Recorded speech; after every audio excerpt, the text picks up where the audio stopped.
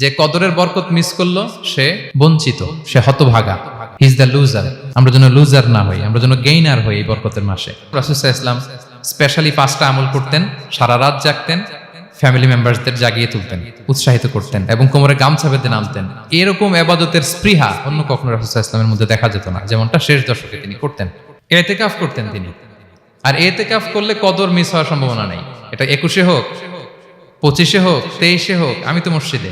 Last 10 days of রমাদানে যে আমাদের যে লাইলাতুল কদর, এটা হচ্ছে ক্রিম টাইম অফ রমাদান, রমাদানের সবচাইতে মোক্ষম সময় আল্লাহ তাআলার নৈকট্য পাওয়ার, সেটা নিয়ে কিছু কথা বলবো ইনশাআল্লাহ বিইذنিল্লাহ।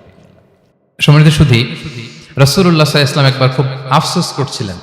তিনি যখন শুনতে পেলেন যে বনি ইসরাইলের অনেক অনেক লোক হাজার বছর হায়াত পেত, তারা শত শত বছর ইবাদত করত, শত শত বছর তারা জিহাদ করত, তখন তিনি আফসোস করে বললেন, হায় রে, আমার শেষ সময়ের উম্মতের কি হবে? কারণ তিনি বলেছেন যে আমারু উম্মতি মা বাইনা 60 ইলা 70, আমার উম্মতের গড় বয়স হচ্ছে 60 থেকে 70। ওয়া আকাল্লুহুম মান ইয়াজুজু যালিক, খুব অল্প সংখ্যক লোকই এর চেয়ে বেশি হায়াত পাবে। রাসূল সাল্লাল্লাহু আলাইহি ওয়াসাল্লাম যখন দেখলেন যে শত শত বছর হায়াত পেয়েছে বনি ইসরাইলের লোকেরা, বনি ইসরাইলের ওরা শত শত বছর জিহাদ করেছে, তো আমার উম্মত তো 60 বছরে তার হায়াতই শেষ,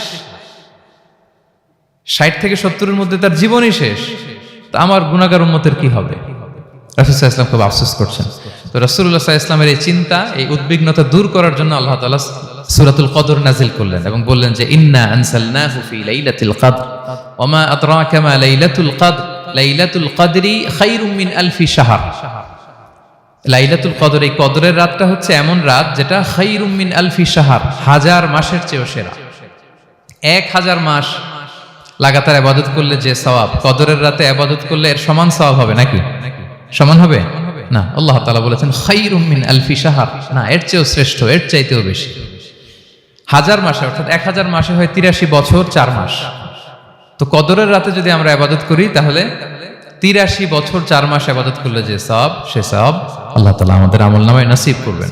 তো আমরা যেন এই কদরের রহমত বরকত থেকে যেন আমরা বঞ্চিত না হই। তো রাসূল সাল্লাল্লাহু আলাইহি ওয়াসাল্লামকে সান্ত্বনা দেওয়ার জন্য যে হে নবী, আপনি চিন্তিত হবেন না, বনি ইসরাইলের অনেক লোক হাজার বছর হায়াত পেয়েছে, শত শত বছর ইবাদত করেছে, জিহাদ করেছে, তারা হায়াত পেয়েছে বেশি কিন্তু তারা কদর পায়নি। আর আপনার উম্মতকে আমি হায়াত দিয়েছি কম কিন্তু তাদেরকে কদর দিয়েছি। সুবহানাল্লাহ বিহামদি, লাইলাতুল কদর দিয়েছি, যে কদরের রাত 1000 মাসের চেয়েও সেরা। তো এই কদরের রাতকে আবার লাইলাতুল মুবারাকাও বলা হয়েছে। ইন্না আনসালনাহু ফি লাইলাতিন মুবারাকা, এটা বরকতময় রাত। ফিহা ইউফরাকু কুল্লু আমরিন হাকিম, সব বিজ্ঞচিত প্রাজ্ঞচিত বিষয়ের ফয়সালা হয়। এটা বেসিক্যালি একটা বাজেট রাত বলা যায়। এ রাতে আগামী 1 বছরে আমাদের কি ঘটবে না ঘটবে আল্লাহ তাআলা এটার বাজেট করেন, এটাকে রিভাইজ করেন। সো এই রাতটা অনেক গুরুত্বপূর্ণ। তো এই কদরের রাত, এটা কবে? এটা স্পেসিফিক ছিল, মানে সুনির্দিষ্ট ছিল। রাসূল সাল্লাল্লাহু আলাইহি ওয়াসাল্লাম আমাদেরকে জানাতে চেয়েছিলেন কবে, কিন্তু রাসূল সাল্লাল্লাহু আলাইহি ওয়াসাল্লাম জানাতে পারেননি। সহিহ বুখারীতে এসেছে যে রাসূল সাল্লাল্লাহু আলাইহি ওয়াসাল্লাম খারাজান নবী সাল্লাল্লাহু আলাইহি ওয়াসাল্লাম লিয়ুখবিরানা বিলাইলাতিল কদর। উবাদা ইবনে সামিত রাদিয়াল্লাহু তাআলা আনহু বলেন, রাসূল সাল্লাল্লাহু আলাইহি ওয়াসাল্লাম আমাদেরকে জানাতে বের হয়েছিলেন যে কবে কদরের রাতটা। ফাতালাহা রাজুলান মিনাল মুসলিমিন, হঠাৎ মুসলমানদের মধ্য থেকে 2 জন ঝগড়া লাগলো, তর্ক লাগলো আর কি। রাসূল সাল্লাল্লাহু আলাইহি ওয়াসাল্লাম হঠাৎ করে ওই ঝগড়ার দিকে খেয়াল করলেন, ওই দিকে খেয়াল করে ওই তারিখটার কথা তিনি ভুলে গেলেন। ফারুফিআত, রাসূল সাল্লাল্লাহু আলাইহি ওয়াসাল্লাম বললেন, আমার হৃদয় থেকে, অন্তঃকরণ থেকে এটাকে উঠিয়ে নেওয়া হলো। এখন আমি মনেই করতে পারছি না এটা কি 23 না 25 না 27 না 29, আমি মনে করতে পারছি না। এজন্য রাসূল সাল্লাল্লাহু আলাইহি ওয়াসাল্লাম বলেছেন যে তবে আমি এতটুকু মনে করতে পারছি, ফালতামিসুহা ফিল আশরিল আওয়াখিরি ফিল বিত্রি, রমাদানের শেষ দশকের বেজর রাত্রিগুলোতে তোমরা কদর তালাশ করো। বেজর রাতে যদি তোমরা কদর তালাশ করো তাহলে এই কদর সুনিশ্চিতভাবে তোমরা পাবে। তো এই জন্য স্কলাররা সবসময় বলেন যে লাস্ট 10 ডেজ অফ রমাদান খুব গুরুত্বপূর্ণ, সবচেয়ে the cream time of Ramadan. I repeat, এটা রমাদানের একেবারে মাহেন্দ্রক্ষণ। এই 10 দিনের যে কোনো 10 রাতের যে কোনো রাত কদর হয়ে যেতে পারে, বিশেষ করে অড নাইটস গুলো 21, 23, 25, 27 এবং 29, যে কোনো দিন হয়ে যেতে পারে কদর। সো বুদ্ধিমানের কাজ হচ্ছে আমরা যেন রমাদানের শেষ 10 রাতে লাগাতার একইভাবে একই স্পিডে আমরা যেন ইবাদত করি। কোনো রাতে বেশি করলাম, হয়তো 27-এর রাতে আমি খুব ভাব গাম্ভীর্য নিয়ে, খুব আবেগ নিয়ে ইবাদত করলাম, কিন্তু হয়ে যেতে পারে যে এবছর কদর ছিল 25-এর রাত, হতে পারে না? পারে। তো আমরা তো মিস করে ফেললাম। তো আমরা যেন মিস না করি। বুদ্ধিমানের কাজ হবে সমান তালে ইবাদত করা। এবং এটা এত গুরুত্বপূর্ণ, রাসূল সাল্লাল্লাহু আলাইহি ওয়াসাল্লাম এত এমফাসাইজ করে কোনো রাতের কথা বলেনি। আরবি মাস অনুযায়ী 354টা রাতের মধ্যে সবচাইতে শ্রেষ্ঠ রাত, সবচাইতে শ্রেষ্ঠ রাত সূর্য ডোবার পর থেকে হাত্তা মাতলাইল ফাজর, ফজরের সূচনা লগ্ন পর্যন্ত শান্তিময় এ রাত, বরকতের এ রাত। রাসূল সাল্লাল্লাহু আলাইহি ওয়াসাল্লাম বলেছেন, মান হুরিমা খাইরাহা ফাকাদ হুরিম, যে কদরের বরকত থেকে, খায়ের থেকে বঞ্চিত হলো, সে আসলেই বঞ্চিত। হি ইজ দ্য লুজার, সে হতভাগা, সে পোড়া কপাল, সে বঞ্চিত। মান হুরিমা খাইরাহা ফাকাদ হুরিম, যে কদর পেল না সে হতভাগা। এখন আমরা কি হতভাগা হতে চাই? আমরা তো শুরুতে অনেক হোপফুল ছিলাম, এত এত ব্লেসিংস, এত এত বরকত, রহমতের ফলগুধারায় আমরা প্লাবিত হচ্ছি রমাদানে। তা আমরা তো হতভাগা হতে চাই না। তা আমরা যেন এই শেষ 10 দিন এক তালে আন্তরিকতার সাথে ঈমান ও ইহতিসাবা আমরা যেন ইবাদত করি, সম্মানিত ভাই এবং বোনেরা। তাহলে আমরা সৌভাগ্যশীলদের অন্তর্ভুক্ত হতে চাই, হতভাগা হতে চাই না। আমরা এবার একটু শুনবো যে রাসূলুল্লাহ সাল্লাল্লাহু আলাইহি ওয়াসাল্লাম কদরের রাতগুলোতে কি কি ইবাদত করতেন। আমি খুঁজে 5টা আমলের কথা পেয়েছি বিশেষভাবে, কমন যে আমলগুলো সেগুলো তো ছিলই, বিশেষভাবে 5টা কাজ রাসূল সাল্লাল্লাহু আলাইহি ওয়াসাল্লাম এই কদরের রাতে করতেন। 1 নম্বর কাজ হচ্ছে তিনি সারা রাত জেগে ইবাদত করতেন এবং পরিবারের লোকদেরকে ঘুমোতে দিতেন না, উঠিয়ে দিতেন। বছরের অন্য কোনো সময়ে সারা রাত জেগে ইবাদত করার কোনো নজির রাসূল সাল্লাল্লাহু আলাইহি ওয়াসাল্লামের জীবনে ছিল না। সব রাতে ঘুমাতেন। আমি জোহর বারুতে একটা কনভেনশনে the daily routine of prophet সাল্লাল্লাহু আলাইহি ওয়াসাল্লাম একটা আলোচনা করেছিলাম, যেখানে রাসূল সাল্লাল্লাহু আলাইহি ওয়াসাল্লামের দৈনন্দিন জীবনের রুটিন আলোচনা করেছিলাম। সেখানে আমরা বলেছি যে রাসূল সাল্লাল্লাহু আলাইহি ওয়াসাল্লামের দৈনন্দিন অভ্যাস ছিল তিনি এশার পরেই তাড়াতাড়ি ঘুমিয়ে পড়তেন আর মিড নাইটে উঠতেন। রাসূল সাল্লাল্লাহু আলাইহি ওয়াসাল্লামের কর্মদিবস শুরু হতো মিড নাইটে। আমাদের তো সকালে, কারো আরো অনেক পরে শুরু হয়। রাসূল সাল্লাল্লাহু আলাইহি ওয়াসাল্লামের কর্মদিবস শুরু হতো বেসিক্যালি মিড নাইটে। এশার পরে কথাবার্তা না বলে আগে ঘুমোতে যেতেন, মিড নাইটে উঠতেন, কিন্তু ঘুমাতেন। ঘুম ছাড়া রাত কাটাতেন না। সারা বছরের এটা ছিল যে এশার পর পরে ঘুমোতে যেতেন, except the last 10 days of Ramadan. রমাদানের শেষ 10 রাতে রাসূল সাল্লাল্লাহু আলাইহি ওয়াসাল্লাম ঘুমাতেন না। এই 10 দিনের ব্যাপারেই পাওয়া যায় সারা রাত জেগে তিনি ইবাদত করতেন। আম্মা জান আয়েশা রাদিয়াল্লাহু তাআলা আনহা বলেন, ইযা দাখালাল আশরু আহিয়াল লাইলা ওয়া আইকাযা আহলা ওয়া জাদ্দা ওয়া শাদ্দাল মিজার। রমাদানের শেষ দশক যখন আসতো, রাসূল সাল্লাল্লাহু আলাইহি ওয়াসাল্লাম সারা রাত জেগে ইবাদত করতেন। পরিবারের সদস্যদেরকে জাগিয়ে তুলতেন, স্ত্রীদের ঘুমাতে দিতেন না, জাগিয়ে তুলতেন। ফাতেমা রাদিয়াল্লাহু তাআলা আনহার ঘর পাশেই ছিল, তাদেরকে যে জাগাতেন এবং নিজে সারা রাত ইবাদত করতেনই। জাদ্দা ওয়া শাদ্দাল মিজার, খুবই বলিষ্ঠভাবে, খুব মজবুত ভাবে কোমরে গামছা বেঁধে নামার একটা এক্সপ্রেশন এখানে দেয়া হয়েছে। মিজার, ইজহার মানে হচ্ছে বাংলা করলে হয় লুঙ্গি। লুঙ্গি আমরা যখন খুব শক্ত কোনো কাজ করতে যাই তখন তারা কি করে, খুব টাইট করে লুঙ্গিটা বাঁধে। তার মানে বোঝানো হচ্ছে রাসূল সাল্লাল্লাহু আলাইহি ওয়াসাল্লাম কোমরে ভালো করে লুঙ্গি বেঁধে বা গামছা বেঁধে আটগাট বেঁধে নামতেন শেষ 10 দিনের জন্য। এই সময় তিনি মানে কাউকে কেমন যেন চিনতেন না, সবসময় ইবাদতে মগ্ন থাকতেন। এটা আমরা করতে পারি যে শেষ 10 দিনে, আর যেহেতু 3 দিন বাকি, আমরা একটা স্পেশাল প্ল্যান করতে পারি যে আমরা আমাদের সর্বোচ্চটুকু উজাড় করে দিয়ে লাস্ট 10 days অফ রমাদানের এই বরকত আমরা হাসিল করব, এটা যেন আমাদের মিস না হয়। তাহলে এটা আমরা একটা পেলাম। 2 নাম্বার হচ্ছে ইতিকাফ করা। রাসূলুল্লাহ সাল্লাল্লাহু আলাইহি ওয়াসাল্লাম রমাদানের শেষ 10 দিন ইতিকাফ করতেন। আমাদের আয়েশা রাদিয়াল্লাহু তাআলা আনহা বলেন, কানা ইয়াতাকিফুল আশরাল আওয়াখির মিন রমাদান। রমাদানের শেষ দশকে তিনি ইতিকাফ করতেন। হাত্তা তাওয়াফাহুল্লাহ, ওনার ইন্তেকালের আগ পর্যন্ত এই অভ্যাসটাই তিনি জারি রেখেছেন। সুম্মা আতাকাফা আজওয়াজুহু মিন বাদে, তারপরে ওনার স্ত্রীরা ইতিকাফ করেছেন। আরেক বর্ণনায় এসেছে ইয়াতাকিফু কুল্লা রমাদান 10 আইয়াম, প্রতি রমাদানে তিনি 10 দিন ইতিকাফ করেছেন। কিন্তু যেই বছর তিনি ইন্তেকাল করবেন সে বছর তিনি 20 দিন ইতিকাফ করেছিলেন। প্রতি রমাদানে 10 দিন, আর যে বছর ইন্তেকাল করবেন সে বছর কয় দিন? 20 দিন তিনি ইতিকাফ করেছিলেন মসজিদে নববীতে। তাহলে আমরা এই রমাদানের শেষ দশকে এটা করতে পারি। 2 নম্বর পয়েন্ট হচ্ছে ইতিকাফ করা। যারা আমরা করিনি তারা আমরা ইতিকাফ করতে পারি। আমাদের আইআইএম এর মসজিদ এটা ইতিকাফের জন্য একটা উর্বর জায়গা। আমরা যখন এই ক্যাম্পাসে ছিলাম তখন দেখেছি যে এখানকার ইতিকাফের পরিবেশ যে এত সুন্দর, এটা কল্পনাই করা যায় না।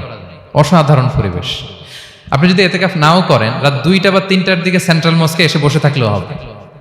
রাত 2টা 3টার দিকে এসে বসে থাকলে দেখবেন যে কেউ সেজদায় পড়ে কান্না করতেছে, কেউ হালাকা করতেছে, কেউ তাসবিহ পড়তেছে, কেউ কোরআন তেলাওয়াত করতেছে। মানে এত সুন্দর পরিবেশ, ওটা দেখলেই আপনার ইবাদত করতে মন চাইবে। তো আমরা যেন ইতিকাফ করার চেষ্টা করি। ইতিকাফ করতে না পারলে শেষ দশকের রাতগুলো যেন মসজিদে কাটানোর চেষ্টা করি, তা না পারলেও বাসায় যেন এই রাতগুলো আমরা মিস না করি। বিশেষ করে সেন্ট্রাল মস্কে তো অসাধারণ পরিবেশ, এটা হাইলি রেকমেন্ডেড। ইফ পসিবল আপনারা আসবেন, এখানে ইবাদতের চমৎকার পরিবেশ থাকে। 3 নাম্বার হচ্ছে রাসূল সাল্লাল্লাহু আলাইহি ওয়াসাল্লাম এবং জিবরাইল আলাইহিস সালাম যৌথভাবে কোরআন রিভিশন করতেন। খুব ইন্টারেস্টিং। সারা বছর যেটা নাজিল হতো, রমাদানে জিবরাইল আলাইহিস সালাম রাসূল সাল্লাল্লাহু আলাইহি ওয়াসাল্লামকে শোনাতেন, রাসূল সাল্লাল্লাহু আলাইহি ওয়াসাল্লাম আবার জিবরাইল আলাইহিস সালামকে শোনাতেন। সহিহ বুখারীর বর্ণনা, কানা জিবরিলু ইয়ালকাহু ফি কুল্লি লাইলাতিন মিন রমাদান ফায়ুদারিসুহুল কুরআন। প্রতি রমাদানের প্রতি রাতে এসে রাসূল সাল্লাল্লাহু আলাইহি ওয়াসাল্লামের সাথে কোরআন মুদারাসা করতেন। সহিহ মুসলিমের বর্ণনায়, আন্না জিবরিল কানা ইউআরিদুহু বিল কুরআন কুল্লা আমিন মাররা। প্রতি বছর রমাদানে একবার শোনাতেন বা শুনিয়েছেন, যে বছর তিনি ইন্তেকাল করবেন তিনি 2 বার শুনিয়েছিলেন। আরাদা ইউআরিদু, মানে এটা ফ্রম বোথ সাইড। আরবি শব্দটা এমন যে জিবরাইল আলাইহিস সালাম শোনাতেন, এরপর রাসূল সাল্লাল্লাহু আলাইহি ওয়াসাল্লাম জিবরাইল আলাইহিস সালামকে শোনাতেন, কোরআন রিভিশন করা। তো এই শেষ দশকের রাতগুলোতে আমরা যেন বেশি বেশি কোরআন পড়ি, কোরআন তেলাওয়াত, কোরআনিক রেসাইটেশন হতে পারে, কোরআনের অর্থ পড়া হতে পারে, তাদাব্বুরে কোরআন হতে পারে, কোরআনের হালাকায় জয়েন করা হতে পারে, ইন ইটস এনি ফর্ম। আমরা যেন কোরআনের সাথে অ্যাটাচমেন্টটা বাড়াই লাস্ট 10 days অফ রমাদানে। 4 নাম্বার, কিয়ামুল লাইল করা। রাসূল সাল্লাল্লাহু আলাইহি ওয়াসাল্লাম কিয়ামুল লাইল করতেন, এবং কিয়ামুল লাইল শব্দটাকে রাসূল সাল্লাল্লাহু আলাইহি ওয়াসাল্লাম কদরের সাথে জুড়ে দিয়েছেন। সহিহ বুখারীর বর্ণনায় তিনি বলেছেন, মান কামা লাইলাতাল কদরি ঈমানা ওয়া ইহতিসাবা গুফিরা লাহু মা তাকাদ্দামা মিন যামবি। কদরের রাতে যে কিয়ামুল লাইল করে বিশ্বাস নিয়ে এবং নাজাতের প্রত্যাশা নিয়ে, তার পূর্বের সমস্ত গুনাহ আল্লাহ তাআলা ক্ষমা করে দিবেন। তাহলে কিয়ামুল লাইলটা রাসূল সাল্লাল্লাহু আলাইহি ওয়াসাল্লাম বিশেষভাবে কদরের রাতের সাথে সম্পৃক্ত করেছেন। আমরা যেন প্রতি রাতে কিয়ামুল লাইল করি, লম্বা সময় যেন দাঁড়িয়ে থাকি, লম্বা সময় কোরআনিক রেসাইটেশন করি দাঁড়িয়ে থেকে, লম্বা সময় রুকু, লম্বা সময় সিজদা, স্পেশালি সিজদা। আখরাবু মা ইয়াকুনুল আবদু মির রাব্বিহি ওয়া হুয়া সাজিদ ফাআকসিরু ফিহি দুআ। বান্দা যখন সিজদায় থাকে আল্লাহ সবচেয়ে কাছে থাকে, তো আমরা তো আল্লাহর সবচেয়ে কাছে যেতে চাই এই ক্রিম টাইমটাতে, কি বলেন? আমরা যেন লম্বা সময় সিজদাতে থাকি। কিন্তু আমাদের অনেকের যেটা হয়, নামাজে তাড়াহুড়ো, অনেকের সব ব্যস্ততা যখন নামাজে দাঁড়াই এরকম হয়ে যায়। রাসূল সাল্লাল্লাহু আলাইহি ওয়াসাল্লামের সালাত যদি আমরা খেয়াল করি, বিশেষ করে কিয়ামুল লাইলে এত যে সুন্দর ছিল, আম্মাজান আয়েশা রাদিয়াল্লাহু তাআলা আনহাকে জিজ্ঞেস করা হয়েছিল যে, হে আম্মাজান, রাসূল সাল্লাল্লাহু আলাইহি ওয়াসাল্লামের কিয়ামুল লাইল কেমন ছিল, কিভাবে কিয়ামুল লাইল করতেন? আম্মাজান আয়েশা, দেখেন ওনার এক্সপ্রেশনটা কত সুন্দর। তিনি বলেছেন, ফালা তাসআল আন হুসনিহিন্না ওয়া তুলিহিন্না। রাসূল সাল্লাল্লাহু আলাইহি ওয়াসাল্লামের কিয়াম যে কত সুন্দর ছিল, কত লম্বা ছিল, আমায় জিজ্ঞেস করো না, আমি বলতে পারবো না। আমরা অনেক সময় যখন খুব বেশি চমৎকার কিছু হয়, তো আমরা কি বলি, ভাই এত সুন্দর ছিল, আমি বোঝাতে পারবো না। এরকম বলি না যে এত অসাধারণ, আমি বলে বোঝাতে পারবো না। বাংলাতেও কিন্তু আমরা বলি এত চমৎকার, বলে বোঝাতে পারবো না, শব্দের বুননে, ভাষার বুননে আমি ফুটিয়ে তুলতে পারবো না। তো আম্মাজান আয়েশা এটাই বলেছিলেন, ফালা তাসআল আন হুসনিহিন্না ওয়া তুলিহিন্না। রাসূল সাল্লাল্লাহু আলাইহি ওয়াসাল্লামের রাতের নামাজ কিয়ামুল লাইল যে কত সুন্দর ছিল, কত দীর্ঘ ছিল, লম্বা ছিল, আমায় জিজ্ঞেস করো না, আমি বলে বোঝাতে পারবো না। সুবহানাল্লাহি ওয়া বিহামদিহি। আমরা যেন লম্বা সময় কিয়ামুল লাইল করি। আম্মাজান আয়েশা রাদিয়াল্লাহু তাআলা আনহা আরো বলেন, কানা ইয়াকুমু মিনাল লাইলি হাত্তা তাতাফাত্তারা কদামা। এত দীর্ঘ সময় দাঁড়িয়ে থাকতেন, থাকতে থাকতে ওনার পা ফুলে যেত, পা দুটো ফুলে যেত। আপনিও দীর্ঘ সময় দাঁড়িয়ে দেখেন যে পায়ে ঝিম ধরে যাবে, পা ফুলে যাবে, এটা করতেন রাসূল সাল্লাল্লাহু আলাইহি ওয়াসাল্লাম। তো আম্মাজান আয়েশা বলেন, ইয়া রাসূলুল্লাহ লিমা তাসনাউ হাযা ওয়া ক্বাদ গুফিরা লাকা মা তাকাদ্দামা মিন যামবিকা মা তাআখার। আপনি এত কষ্ট কেন সহ্য করেন নিজের দেহের উপরে? আপনার তো আগের পরের সব গুনাহ মাফ। আদতে তো রাসূল সাল্লাল্লাহু আলাইহি ওয়াসাল্লামের গুনাহই নেই, তিনি নিষ্পাপ। এত কষ্ট কেন করেন? আপনার আগের পরের সবই তো মাফ করে দেয়া হয়েছে, কেন করেন? রাসূল সাল্লাল্লাহু আলাইহি ওয়াসাল্লাম উত্তর করেছেন, আফালা উহিব্বু আন আকুনা আবদান শাকুরা। আয়েশা, আমি কি শুকরগুজার বান্দা হতে পছন্দ করব না? আল্লাহ তাআলা আমাকে তার রহম এবং করমে সব মাফ করে দিয়েছেন, কিন্তু আমি কি শুকরগুজার হব না? আমি কি আমার রোলটা প্লে করব না? আমি কি নিজেকে সঁপে দেব না আল্লাহ তাআলার কাছে জায়নামাজে? তো এটা ছিল সংক্ষেপে রাসূল সাল্লাল্লাহু আলাইহি ওয়াসাল্লামের কিয়ামুল লাইলের ধরন। এভাবে তিনি দীর্ঘ সময় কিয়ামুল লাইল করতেন। আমরা যেন এটা করি। সেন্ট্রাল মস্কে কিয়ামুল লাইল এবছরও নিশ্চয়ই হচ্ছে, আমরা যেন অংশগ্রহণ করি। 5 নম্বরে রাসূল সাল্লাল্লাহু আলাইহি ওয়াসাল্লাম দোয়া করতেন। এই কদরের রাতগুলোতে খুব বেশি বেশি দোয়া করতেন। দোয়া নিয়ে আমরা একটা জুমার খুতবা দিয়েছিলাম, সেখানে আমরা বলেছিলাম যে দোয়া হতে হবে খুব আন্তরিক দোয়া, রোবোটিক দোয়া যেন না হয়। আপনার আবেগ, ভালোবাসা, মনের মাধুরী মিশিয়ে, চোখের পানি মিশিয়ে, অশ্রু সিক্ত করে এই দোয়াটা করতে হবে, তাহলে সে দোয়া আল্লাহর কাছে কবুল হবে। আমরা যেন আমাদের ভাব, আবেগ সব ঢেলে দিতে পারি আমাদের দোয়াতে, আমাদের সিজদায়, আমাদের কিয়ামুল লাইলে। এবং যে কোনো ভাষায় কোরআনিক দোয়াগুলো রেকমেন্ডেড, হাদিসের মাসুরগুলো রেকমেন্ডেড, তাছাড়া আপনার নিজের ভাষায় আপনার কি চাওয়া, আপনার কি আকাঙ্ক্ষা, আপনার মনের কষ্ট যাতনা সবকিছু আপনি আল্লাহ তাআলার কাছে পেশ করুন। এবং আম্মা জান আয়েশা জিজ্ঞেস করেছিলেন, ইয়া রাসূলুল্লাহ, আমি যদি কদর পেয়ে যাই আমি কি বলবো এ রাতে? মা আদউ, কি দোয়া করব? রাসূল সাল্লাল্লাহু আলাইহি ওয়াসাল্লাম বললেন, তাকুলিন, আয়েশা তুমি বলবে, আল্লাহুম্মা ইন্নাকা আফুউন তুহিব্বুল আফওয়া ফাআফু আন্নি। আয়েশা তুমি যদি কদরের রাত পেয়ে যাও এটা বলবে, হে আল্লাহ আপনি ক্ষমাশীল, আল্লাহ আপনি ক্ষমাকে পছন্দ করেন, আল্লাহ তাই আপনি আমায় ক্ষমা করেন। হে আল্লাহ আপনি ক্ষমাশীল, আপনি ক্ষমাকে পছন্দ করেন, আল্লাহ আপনি আমাকে ক্ষমা করেন। এই দোয়াটা আমরা যেন বেশি বেশি করি। আমার সাথে সাথে সবাই একটু পড়ুন মেহেরবানি করে, আল্লাহুম্মা ইন্নাকা আফুউন তুহিব্বুল আফওয়া ফাআফু আন্নি। আল্লাহুম্মা ইন্নাকা আফুউন তুহিব্বুল আফওয়া ফাআফু আন্নি। হে আল্লাহ আপনি ক্ষমাশীল, আপনি ক্ষমা করাকে পছন্দ করেন, আল্লাহ আমাকে ক্ষমা করেন। আমরা আমাদের নিজেদের ভাষায় অনেক দোয়া করতে পারবো, কিন্তু রাসূল সাল্লাল্লাহু আলাইহি ওয়াসাল্লামের শেখানো দোয়াগুলো এটা হচ্ছে মানে very precise in wording but comprehensive in meaning. এটার অর্থ, এটার আবেদন এটা অনেক বেশি। আমি অনেক 10টা-20টা বাক্য বলে এত সুন্দর কথা মিলাতে পারবো না। রাসূল সাল্লাল্লাহু আলাইহি ওয়াসাল্লাম যেটা শিখিয়ে দিয়েছেন, আগে আল্লাহর প্রশংসা করলাম, আল্লাহ আপনি ক্ষমাশীল, আবারও প্রশংসা, আল্লাহ আপনি তো ক্ষমা করাকে পছন্দ করেন। যেটা আপনি পছন্দ করেন না ওইটা তো চাচ্ছি না, যেটা আপনার পছন্দ, যেটা আপনি করতে ভালোবাসেন, গাফিরিয যামবি ওয়া কাবিলিত তাওব, আপনি ক্ষমা করাকে পছন্দ করেন, তওবা কবুলকে আপনি পছন্দ করেন, তো সেটাই তো চাচ্ছি আপনার কাছে, আপনি আমার তওবা কবুল করুন, আল্লাহ আপনি আমাকে ক্ষমা করুন। সো এই দোয়াটা প্রত্যেক রাতে যেন আমরা বেশি বেশি করি সম্মানিত সুধী। এবং এই যে রিমাইন্ডারগুলো শুনলাম, এটা রমাদানের পরেও যেন আমরা অব্যাহত রাখি। আমরা নাম দিয়েছি যে gear up for a great Ramadan.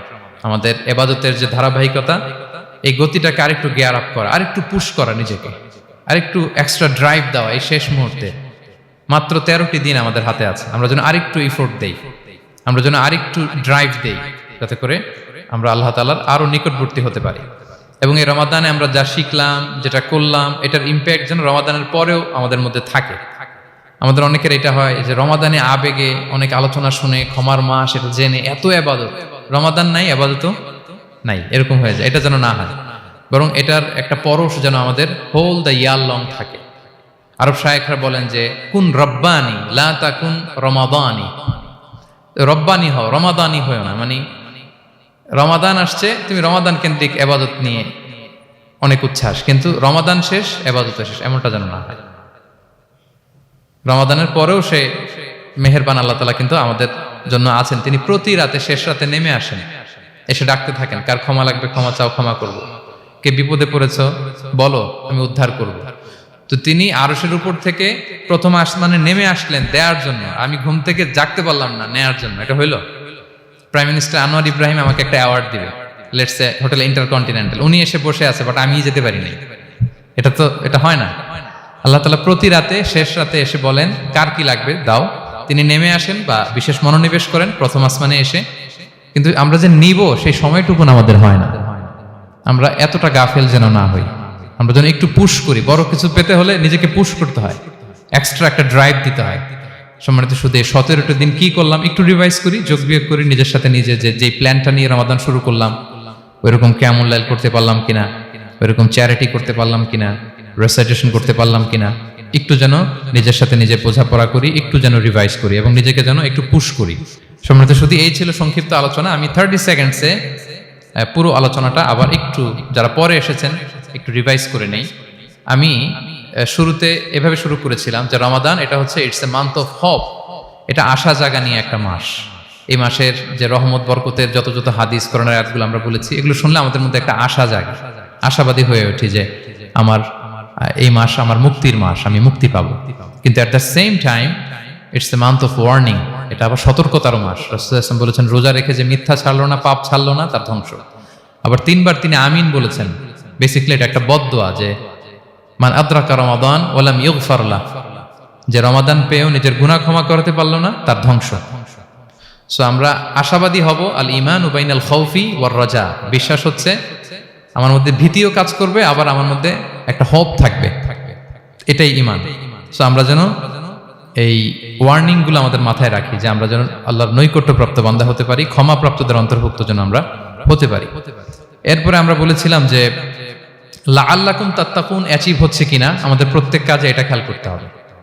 আমাদের সম্মানিত ইউসুফ স্যার খুব সুন্দর করে এটা বলেছেন যে আল্লাহর সচেতনতা, আল্লাহর ভয়, to build up the sense that Allah is watching me, এই সেন্সটা আমার সব কাজের মধ্যে থাকতে হবে। যদি লাআল্লাকুম তাত্তাকুন অ্যাচিভ হয়, সাকসেসফুল, একটা সাকসেসফুল প্রোডাক্টিভ রমাদান আমরা কাটাচ্ছি। আর যদি লাআল্লাকুম তাত্তাকুনের সমস্যা, তার মানে we have to revise hour schedule, যাতে করে আল্লাহর এই সচেতনতা আমরা বিল্ড আপ করতে পারি।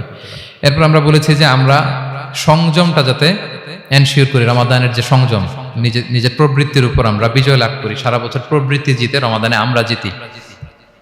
এরপর আমরা চ্যারিটির কথা বলেছি, রাসূল সাল্লাল্লাহু আলাইহি ওয়াসাল্লাম খুব জেনারাস হয়ে যেতেন রমাদানে, আমরা যেন আমাদের দানের হাতকে আরো প্রশস্ত করি এবং রমাদানে আমাদের কমিউনাল স্পিরিট চলে আসে, আমাদের বেসিক্যালি একটা সেলফ ট্রান্সফরমেশন হয়, অনেক বদ অভ্যাস আমরা রমাদানে ত্যাগ করি, বাকি মাসেও যেন এটা আমরা কন্টিনিউ করি।